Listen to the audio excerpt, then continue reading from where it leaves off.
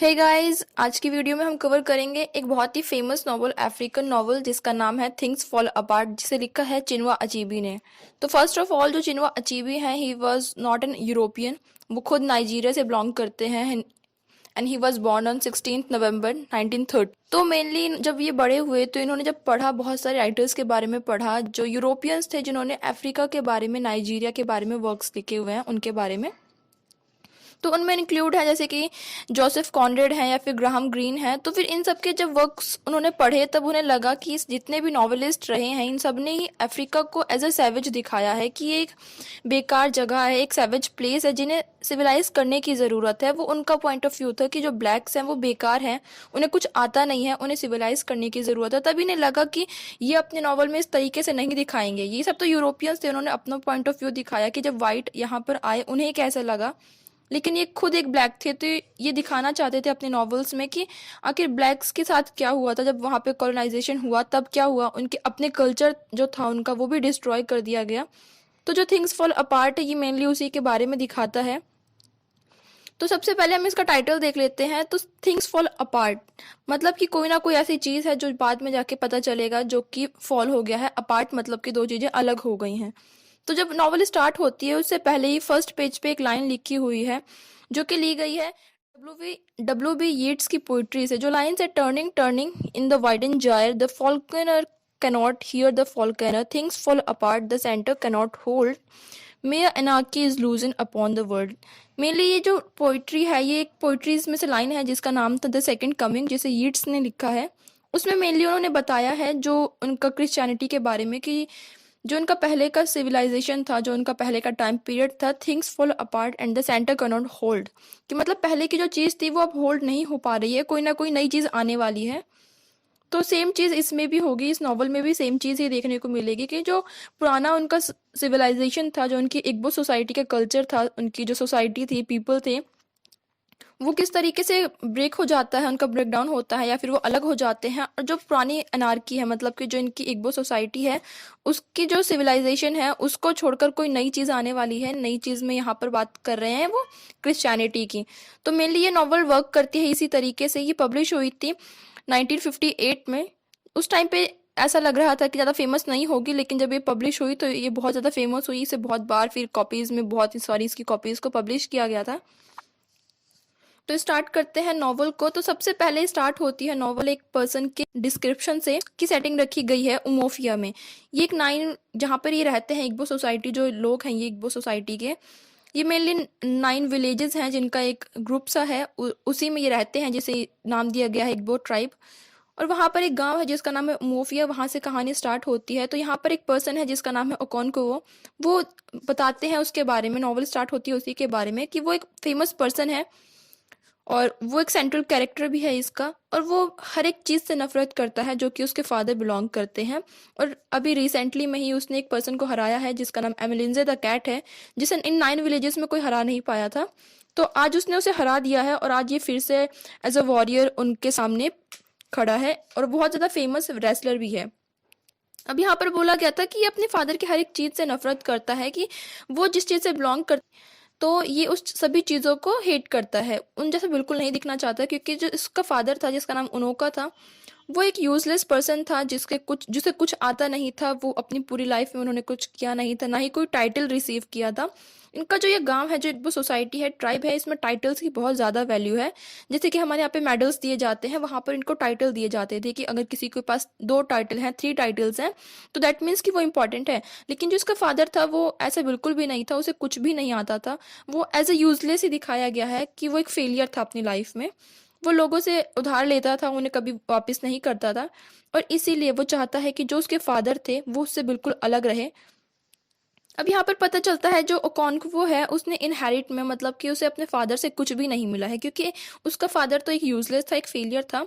तो उसको इनहेरिटेंस में उसे अपने फादर से कुछ भी नहीं मिला है, ना ही उसकी अच्छी स्टार्टअप थी लाइफ में। जब वो छोटा बॉय था तो उसने एक पर्सन से, जब वो छोटा बच्चा ही था, तब उसने एक पर्सन से जिसका नाम दे रखा है नवुकबी, क्योंकि अफ्रीकन्स हैं तो इनके नाम ऐसे ही हैं। तो वो एक रिस्पेक्टेड और रिच पीपल था, रिच मैन था। तो ये उससे कुछ यैम्स लेने जाता है, यैम्स के सीड। यैम यहाँ पर इनकी एक स्वीट पोटैटो की तरह एक डिश होती है। तो ये उसकी सीड्स को लेने जाता है और वहाँ पर उसे बताता है कि मैं पूरी मेहनत करूँगा, या फिर जितना लोग उसे जानते हैं वो उस हिसाब से उसको वर्क करेगा, वो उसको बोएगा, वो उसकी खेती करेगा। तो उसके बाद वो पर्सन उसे वो सीड्स दे देता है 800 यम्स की। अब यहाँ पर पता चलता है जो इसका फादर था उनोका, वो 10 ईयर्स पहले ही उसकी डेथ हो चुकी है, तो इसके पास अब कुछ भी नहीं है ऐसा। लेकिन इन सब के बाद भी जो ओकोंक्वो था उसके पास कुछ नहीं था पहले, लेकिन अब वो एक फेमस पर्सन है, एक रेसलर है, उसकी 3 वाइफ्स हैं, उसके बच्चे हैं, उसके पास अच्छा घर है, मतलब जो उनकी हट होती है, झोपड़ी होती है। और जब इसने ये अपनी खेती स्टार्ट करी थी यैम्स की, तो उस साल जो जितनी भी क्रॉप्स थी वो अच्छी नहीं हुई थी, सब कुछ फेल हो गया था, बहुत सारे लोगों ने सुसाइड कर ली थी, लेकिन फिर भी उस साल भी जो ओकोंक्वो है वो बच गया, उसने उस चीज़ को सरवाइव कर लिया। तो यहाँ पर ये दिखाता है कि एज अ हीरो इसको अभी स्टार्टअप किया जा रहा है, कि बिल्डअप हो रहा है ये एज अ हीरो। और यहाँ पर बोला जाता है कि जब उसने वो चीज़ सर्वाइव कर ली है तो वो हमेशा ही आगे इन चीज़ों को सर्वाइव कर। कहानी आगे बढ़ती है तो पता चलता है कि जो उमोफिया की एक डॉटर थी, जहाँ का ओकोंक्वो है, वहीं की एक लड़की थी जिसको कि मबानियों ने मार दिया है। मबानियों यहाँ पर एक दूसरा विलेज है, उसके पीपल ने उस लड़की को मार दिया है। अब यहाँ पर दो कंडीशंस रखी जाती हैं, या तो जो मबानियों है वो और उमोफिया के बीच में वॉर होगा, और सेकंड ऑप्शन ये दिया जाता है कि जो मबानियों है वो एक वर्जिन लड़की को और एक यंग लैड को, मतलब कि एक यंग बॉय को कंपनसेशन के तौर पे उसे देंगे। तो जो मबानियों विलेज है वो प्रेफर करते हैं सेकंड वाले को, कि वो एक वर्जिन लड़की को दे देंगे और एक लड़के को। तब जो ओकोंक्वो वापस आता है तो वो साथ में एक लड़की को लेकर आता है जो कि 15 ईयर्स का है, और एक वर्जिन लड़की को लेकर आता है। वर्जिन लड़की को उस पर्सन को दे दिया जाता है जिस पर्सन की वाइफ की डेथ हुई होती है, और जो लड़का आता है, एक यंग लैड आता है जिसका नाम इकमे फूना है। तो अभी उसका फ्यूचर डिसाइड नहीं किया गया है कि उसे मारा जाएगा, उसे क्या किया जाएगा। तो जो सोसाइटी है, जो इग्बो ट्राइब है, वो डिसाइड करता है कि वो इकमे फूना जो बंदा है, जो बच्चा है, वो ओकोंक्वो के घर पर ही रहेगा जब तक कि इसका फेट डिसाइड नहीं होता है उसके बाद क्या होना है। अब बच्चा उसके घर पे रहने लग जाता है। स्टार्टिंग में उसे बहुत ज़्यादा रेस्टलेस होता है वो, क्योंकि सेटल नहीं हो पाता है, लेकिन थोड़े दिन बाद वो उसके घर में सेटल हो जाता है। और जब वो उसके घर पे 3 साल तक रहता है, ओकोंक्वो के घर पे, और उस 3 साल के बीच में जो इकम फूना है वो ओकोंक्वो को अपना फादर बोलने लग जाता है। और उसकी जो फ्रेंडशिप है उसके बेटे से, जो कि जिसका नाम है नवोए, नवोए ओकोंक्वो का बेटा है जो कि 12 ईयर्स का है। तो इकिम फूना और जो नवोए है दोनों फ्रेंड्स बन जाते हैं अच्छे। अब जो नवोए है वो बिल्कुल वैसा है जैसा कि इसका ओकोंक्वो अपने फादर को समझता था कि वो एक फेलियर है, और उसे डर है कि जो उसका बेटा है वो उसके फादर की तरह ना बन जाए, और इसीलिए वो हमेशा अपने बेटे को डांटता रहता है या मारता रहता है। अब कुछ दिनों बाद एक एक एल्डर पर्सन, गांव का एक बुजुर्ग आदमी रात में आता है, और वो बताता है कि जो काउंसिल हुई थी विलेज की, और जो हमारी ओरेकल है, जो गॉडेस है, यहाँ पर इनकी गॉडेस का बहुत ज़्यादा इंपॉर्टेंट रोल है, क्योंकि इनकी जो ट्राइब है उनके अलग अलग गॉडेस हैं और मेनली सारे नेचर पर डिपेंड है। तो वो बताता है कि जो ओरेकल है, जो गॉडेस ऑफ हिल है, उन्होंने ये डिसाइड किया है कि उस बच्चे को मारा जाएगा, उस बच्चे को मरना पड़ेगा। और वो पर्सन इसे बोलता है कॉन्क्वो को कि वो इस किलिंग का जो एक्ट है उसमें पार्ट ना ले, क्योंकि वो बच्चा तुम्हें ग्रेट फादर, तुम्हें फादर बोलकर प्रेजेंट करता है। लेकिन यहाँ पर जो कॉन्क्वो है वो इस चीज़ को सोचता है कि अगर उसने उस किलिंग के पार्ट में एक्ट नहीं लिया तो लोगों को लगेगा कि वो एक वीक है, और वो वीक होने से बहुत ज़्यादा डरता है कि लोग उसे वीक समझे। तो इसीलिए वो उस बच्चे को खुद ही मार देता है। उसका जो एक्ट होता है किलिंग का, वो उसमें पार्टिसिपेट करता है, उसे खुद मारता है। और उसी के बाद से ये, क्योंकि मेनली एक ट्रेजेडी की तरह वर्क करती है नॉवल, तो यहाँ से इसका जो ट्रेजिक फॉल है वो स्टार्ट हो जाता है। अब एक दिन ऐसा होता है, जो ओकोंक्वो की लाइफ है उसमें एक ऐसा दिन आता है जब गांव का एक बंदा है जिसका नाम है इजोनुडू, उसकी डेथ हो जाती है। वो एक बहुत ही ग्रेट पर्सन था और एक ओल्डर पर्सन था, वॉरियर था। तो जब जेनुडू की डेथ हो जाती है तो फिर यहाँ पर इनका कस्टम था इनका, कि वो अगर कोई ऐसा पर्सन मरता है तो उसके लिए जो फ्यूनरल है वो ग्रेट किया जाता है, अगर कोई पर्सन अच्छा होता है उसके लिए। तो उसके फ्यूनरल में गलती से जो ओकोंक्वो है वो गन शूट कर रहा होता है, एज अ कस्टम में कि गन शूट करेंगे, और उसमें गलती से उसके जो जेनुडू था उसी के सन को गोली मार देता है। और ये इनके ट्राइब के बिल्कुल अगेंस्ट था कि तुम किसी भी पर्सन को, अपने फेलो ट्राइबमैन को नहीं मार सकते हो। अब उसने वो गलती करी थी तो अब इसको वहाँ से एग्जाइल किया जाता है, उसे वहाँ से निकाल दिया जाता है 7 ईयर्स के लिए। अब मेनली 7 ईयर्स के लिए यहाँ नहीं रहेगा, यहाँ जो भी ऐसे पर्सन होते हैं उसे अपनी मदर लैंड पे जाना पड़ता है। तो ये उमोफिया छोड़कर जाता है मेबांता में, जो जहाँ से इसकी मदर बिलोंग करती है। और यहाँ पर फर्स्ट पार्ट एंड हो जाता है। अब सेकंड पार्ट स्टार्ट होता है। सेकंड पार्ट की जो सेटिंग है वो मेबांता में ही रखी गई है, जो कि इसका मदर्स लैंड है। अब वहां पर जब ये जाता है तो जो इसकी मदर के ब्रदर होते हैं, मतलब कि जो उसके मैटरनल अंकल हैं, वो उसको वहां पर सपोर्ट करते हैं, उसे लैंड देते हैं कल्टीवेट करने के लिए, इसको लैंड देते हैं रहने के लिए।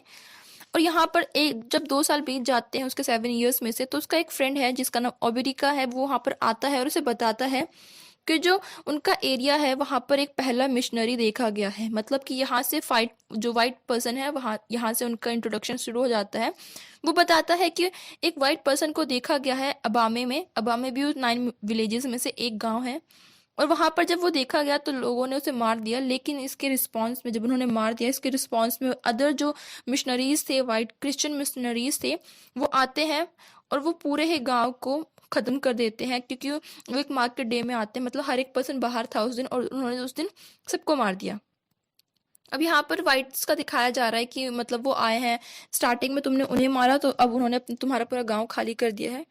अब आगे वो उसे बताता है, जब उसकी सेकंड विजिट होती है थोड़े दिनों बाद, और तब वो उसे बताता है कि जो मिशनरीज आए थे उनमें एक उनका लीडर है जिसका नाम मिस्टर ब्राउन है। मिस्टर ब्राउन जो है वो थोड़ा ठीक ठाक है, मतलब इतने ज़्यादा क्रूएल नहीं है और ना ही इतने ज़्यादा स्ट्रिक्ट है। तो वो लोगों को बताते हैं कि वो जो उनके गॉड है जिनकी वो वर्शिप करते हैं वो एक फॉल्स गॉड है, रियल गॉड जो है वो तो क्राइस्ट एंड जीसस है। और तुम जो जिनकी पूजा करते हो वो कोई गॉड नहीं है, क्योंकि अगर कोई गॉड ऐसा करे कि जो न्यू बॉर्न ट्विंस है उन्हें फेंक दिया जाए, ये इनका कस्टम दिखाया गया है। जो इग्बो सोसाइटी थी, ट्राइब था, कि जो ट्विंस होते थे उन्हें मार दिया जाता था, जो आउटकास्ट के पीपल थे उन्हें कैसे ट्रीट किया जाता था। तो ये जो वाइट मिशनरी आते हैं वो बताते हैं कि रियल गॉड तो वो है जो सबको एक समान समझता है। और जब वो वहां पर आते हैं तो जो नवॉय है, जो ओकोनकुवा का बेटा है, वो खुद उससे इतना ज़्यादा फैसिनेट होता है कि लगने लग जाता है कि वो बाद में क्रिश्चियनिटी को अपना लेगा, और वो बाद में क्रिश्चियनिटी को अपना भी लेता है। तो यहाँ पर वो जो वाइट थे वो सबको एक्सेप्ट करते हैं, न्यू बॉर्न ट्विंस जो होते हैं उन्हें एक्सेप्ट करते हैं, या फिर जितने भी आउटकास्ट के लोग होते हैं, शेड्यूल कास्ट होते हैं, वो सबको एक्सेप्ट करते हैं। तो जो उनकी स्ट्रेंथ होती है वो बढ़ने लग जाती है। अब यहाँ पर वो इनसे ज़मीन मांगते हैं, इन्हें लैंड मांगते हैं कि उन्हें अपना चर्च बनाने के लिए एक ज़मीन चाहिए। तो लोगों को लगता है कि जो एविल फॉरेस्ट है इनका, जहाँ पे इन्हें लगता है कि कोई चीज़ हो नहीं सकती, वो एविल फॉरेस्ट उन्हें दे देते हैं कि कुछ दिनों बाद जो स्पिरिट्स हैं वो अपने आप ही इन्हें भगा देंगे। लेकिन ऐसा कुछ होता नहीं है।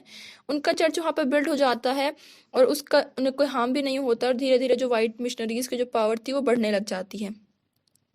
अब यहाँ पर जो उसका सन था, जो नोवॉय था, वो खुद मिशनरी में कन्वर्ट हो जाता है, और यहाँ पर जो अदर विलेजेस पीपल होते हैं वो भी धीरे धीरे इसमें कन्वर्ट होने लग जाते हैं। अब उन्होंने वहाँ पर अपना चर्च बना लिया है, सब कुछ बना लिया है, उन्होंने वहाँ पर अपना लॉ भी बना लिया है, उनका कोर्ट है। अब यहाँ पर थर्ड पार्ट स्टार्ट होता है 7 ईयर्स एग्जाइल के बाद।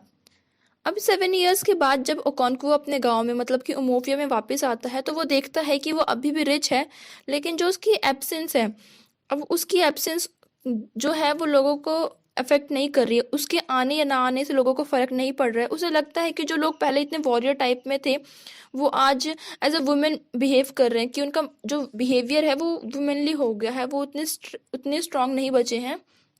और वो देखता है कि जो यहाँ पे मिशनरीज है, जो क्रिश्चियनिटी है, वो कितनी ज़्यादा अच्छे से इस्टेब्लिश हो गई है, कि उनके कोर्ट भी है, उनका लॉ भी है, उनका चर्च भी है, सब कुछ उनका अपना है। और यहाँ पर बहुत सारे जो है जो पीपल हैं, इनके ब्लैक पीपल हैं, जो अफ्रीकन्स हैं इग्बो सोसाइटी के, वो पनिश किए जाते हैं। अब ऐसा होता है कि जो ब्लैक पीपल हैं ये एक बार एक चर्च और चर्च को जला देते हैं, और इसके रिस्पॉन्स में जो वाइट मिशनरीज हैं, जो उनका पूरा सेटअप हो चुका है, कोर्ट है, लॉ है, तो वो इन सबको उठा ले जाते हैं, 6 पर्सन्स को। उनमें से एक है वो भी होता है, और वहाँ पर उन्हें बुरी तरीके से पीटा जाता है, और बोला जाता है गांव वालों से कि अगर वो उसे छुड़वाना चाहते हैं तो उन्हें एक हैवी प्लेंटी देनी पड़ेगी, काफ़ी सारे पैसे देने पड़ेंगे। अब इतनी ज़्यादा ह्यूमिलिएशन के बाद जब वो वहाँ से छूटता है तो वो सोचता है कि वो इसके अगेंस्ट में वॉर करेगा, उनसे लड़ेगा। और जब वो लोगों से ऐसा बोलता है तो उसे समझ में आ जाता है कि कोई भी उसे लड़ेगा नहीं। अब एक बार मीटिंग हो रही होती है खुले ग्राउंड में, तो वहाँ पर एक वाइट मिशनरी का एक मैसेंजर आता है, और जो वो है वो डिप्रेशन में और गुस्से में उस बंदे को मार देता है, उस पर्सन को किल कर देता है।